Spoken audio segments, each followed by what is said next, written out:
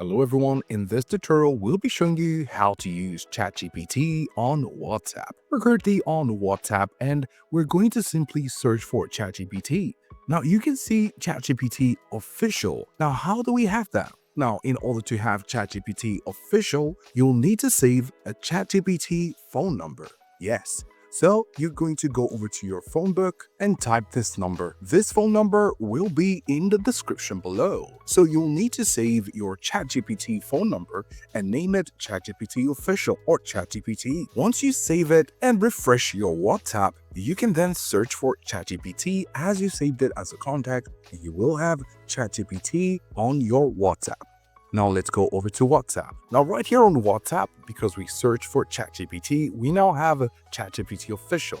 And this is the official ChatGPT WhatsApp number where you can save for your use while on WhatsApp. As you can see, it does have the blue tick, and this is important if you are to recognize its authenticity. We can simply ask any question.